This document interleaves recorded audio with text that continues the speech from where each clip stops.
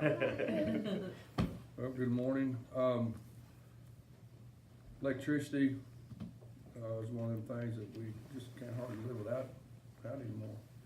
You know, about 72 hours. Right, man, I really miss the electricity. Just to tell you about myself, I've always been inquisitive, trying to fix things. I could take a breech and Stratton lawnmower apart, change the little key under the flywheel, put it back together, and start it up when I was 5 years old. I was a troubled teenager, didn't want to do what my dad told me to do. Matter of fact, I did quite the opposite. I met a woman whenever I was 15 years old that I'm still with today. We've been married for 32 years. It's not all been good, but it's been worth it. I have 3 grown boys that haven't asked me for a dime in more than a year. They're self-sufficient. They do their own thing. They live at home? Don't live at home. They all have their own houses. I have 6 grandchildren, 4 granddaughters, and 2 grandsons. So those grandkids are the reason you get up in the morning, really. I've been blessed my whole life with family. Nowadays, my father, I would not, there's no way I would not do everything he told me to do to a T today. So just to tell you, it's full circle. He wasn't such a bad guy after all. You mean he knew what he was talking about? Somewhat. So I've always worked. I've always helped other people. My father told me back whenever I was a kid, he said, "Why are you up the street cutting the grass and doing stuff for Miss Smith whenever you ain't even got your chores done here at the house?" I just loved, helping other people. I actually got my first job when I was 15. I had just turned 15. The lady that ran the Captain D's was there as supervisor, knew me, and I was 16. So I worked there until I became like the night manager. Fridays, Saturdays, and Sundays or whatever, I would be the one to close the store down, be in charge of everything. And one of the guys in Hendersonville, up here where the Fortune House is, the night manager, broke his leg and was not going to be able to close the store up here. So she asked me if I would like to come to Hendersonville. I'd already worked that morning, and she said, "Would you like to come, close the store down up there?" Well, I'm not special, but a lot of kids that age say, "Well, I've already worked today, I don't want that." I'm like, "No, I'll do it." So that's where I met my wife. She turned around, put a ticket on the thing, and So, but anyway. It's very non-millennial of you, by the way. Yeah. So that wanting to work, wanting to do more than just what was required of me. That's how I met my wife. That's how I kind of run things that I do today. When that lady said something about, I'd like to turn these into lamps, she actually didn't say, "Hey, can you do this?" We just started talking about it, and I said, "Well, it's not going to be too hard." Then she said, "Well, you think you can do it?" I said, "Yeah, I can do that." So that makes me feel good to know that each night when she goes to bed, she sees those typewriters sitting there. That I had a small part in making her happy for, a couple of minutes an evening when she goes to bed. So I'm a firm believer, and I'm a screw up. I make mistakes. I do things that I shouldn't do, not intentionally. But it's how you act after those mistakes that really show who you are. Am I perfect? No, but I'm always striving to be perfect. And I fall short. Without the grace of God and Him, I'm not a holy roller. I'm not going to speak to each one of you until it comes up. But without Him guiding me and listening to those voices, which is that in your mind, which is actually the good Lord speaking to you, discerning that and learning that and following that over the last, you know, really good 5 years, really, because it really before until I learned a little more and went to this thing called David's Men to learn to be a better disciple of God and everything. That's I believe that's what it is. So I put those principles into play in my business. You know, the guy that owes us all the money, I have thoughts of following him to the store and just backing into his vehicle, you know, and stuff like that. But they're fleeting thoughts. I know it's not the right thing to do. I can work 32 years with my wife, having a great relationship, even if she hates me two weeks out of the month and loves me 2 weeks out of the month. But within 5 minutes or less time, I could screw that 32 years up and be back at ground zero in a heartbeat. And that scares the living daylights out of me.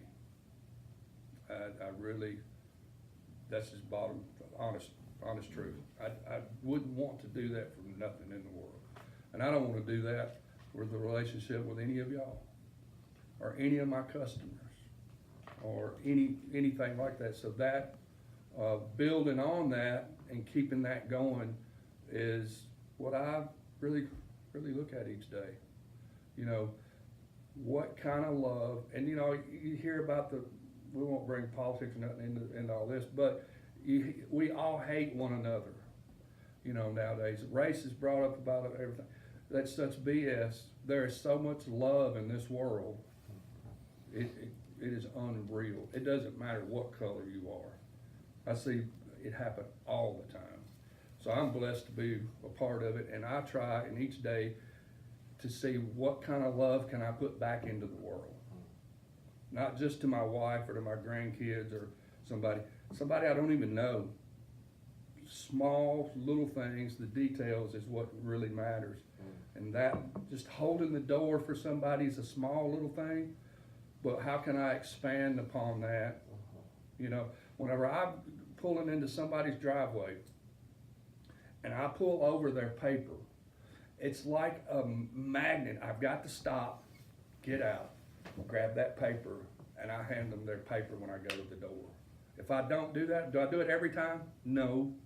But when I don't, I'm like, man, why didn't you get that? There's just something in me that's thinking, you could have took the time. That's the little part of love that you can give back to somebody that keeps all the hate pushed back to the peripheral, I believe. So if we can all try to do with that little bit of thing each day, then we're leaving something to the grandchildren and the kids before us that they can come up and learn from us about. So, moral of the story is I just try to be real, you know, even if it makes me look bad.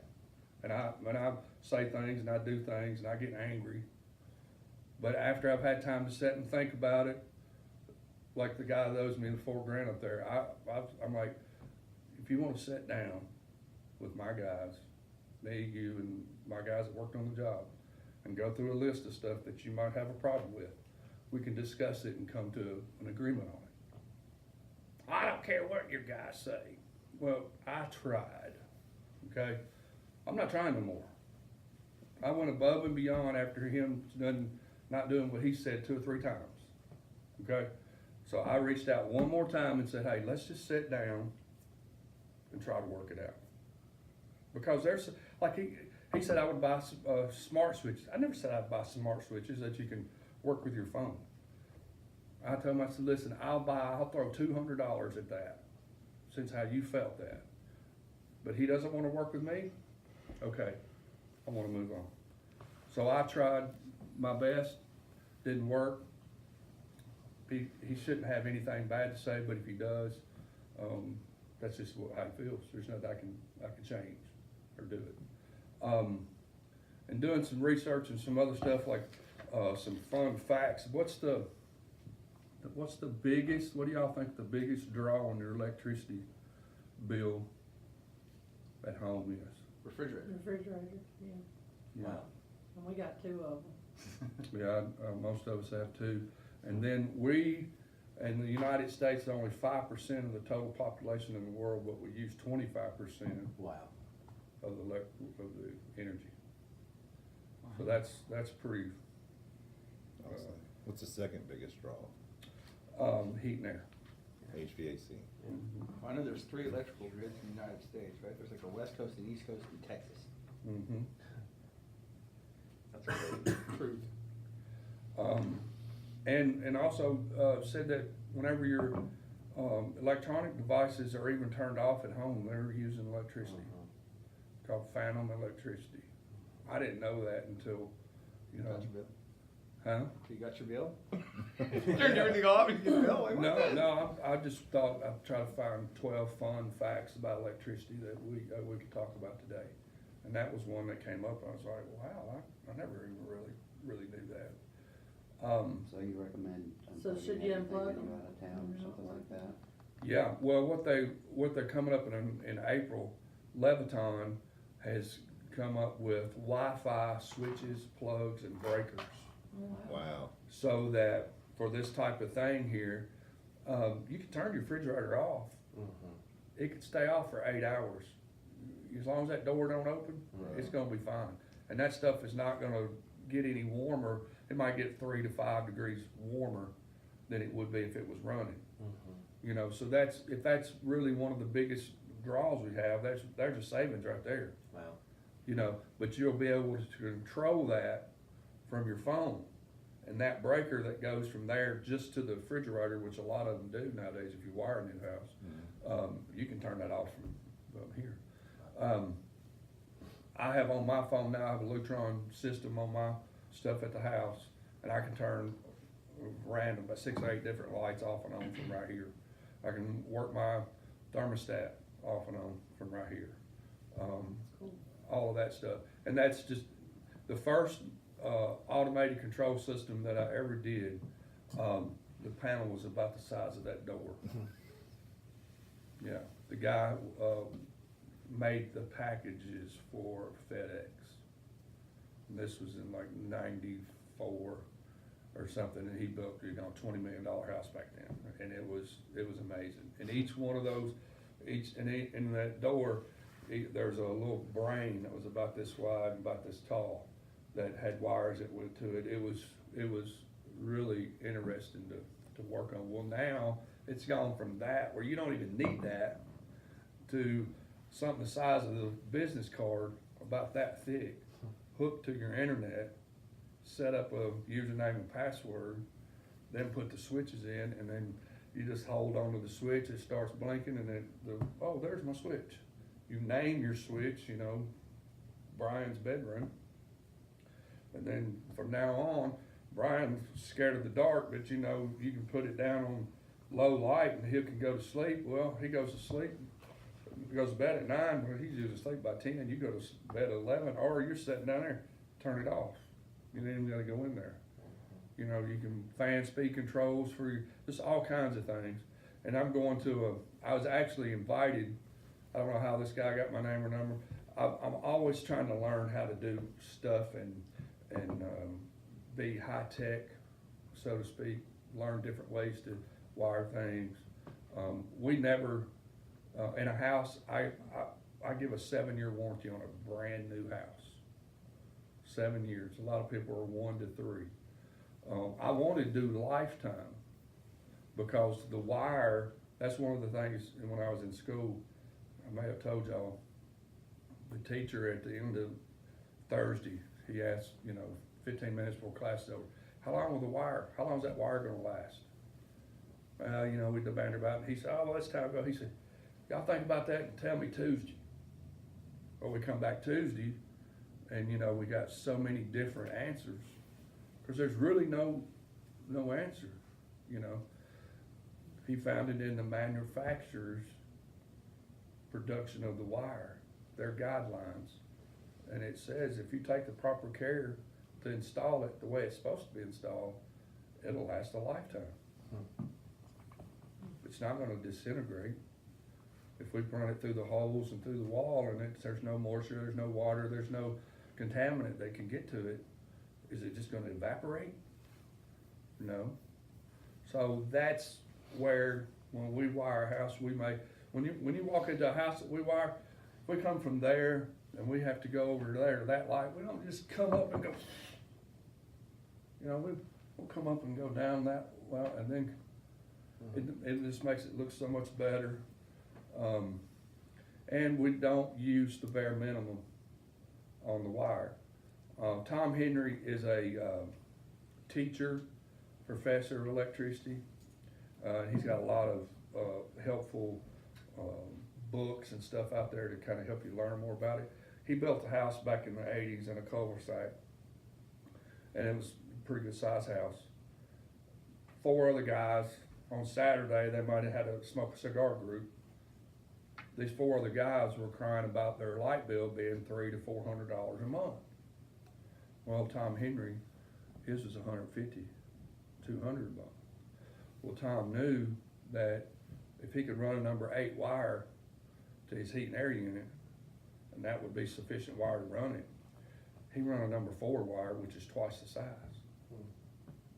Okay, so on all those loads like that, if it's running freely, then your motor, so to speak, which is your meter at the end, it's just gonna nicely turn. But if you put a lot of load on it, it's gonna start really doing its thing. So he did that throughout the house on a lot of big loads and stuff, so that it didn't pull so hard on his, grid, so to speak.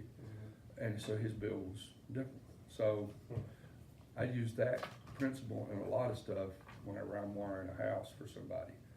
Especially when I do a studio, and I could drop name after name after name, especially the guy that I learned to be an electrician from, that come to me and said, "Hey, I want to send you to school." He had an engineering degree from Vanderbilt. I never knew it. I worked for him for about 3 years, until one day I argued with him after been going to school for a year, and I'm thinking, "Hey, I know a little bit. He's wanting me to do this one way." I'm like, "Well, we can do this, And he said, "No, do this." And I said, "Well, that's, this is twice the amount of money, and this and that. Just do it the way I asked you to." Well, okay. So I do it. Come back to the office that day, he says, "Mary, I want to talk to you." I was like, "Wow, he's still pissed." So go over there, go behind his desk. He reaches in his desk drawer, he grabs his diploma. He brings up, says, "Vanderbilt, electrical engineer, cum laude, first in his class." He puts it back down. So he was the type of guy that he was the commissioner over the electrical board in Nashville, so that if I did something wrong and you called in and they needed to smack me on my hand or try to take my license or whatever the disciplinary action would be, he was the guy that was head of the board that, did that. And he's who I learned to really be electrician from.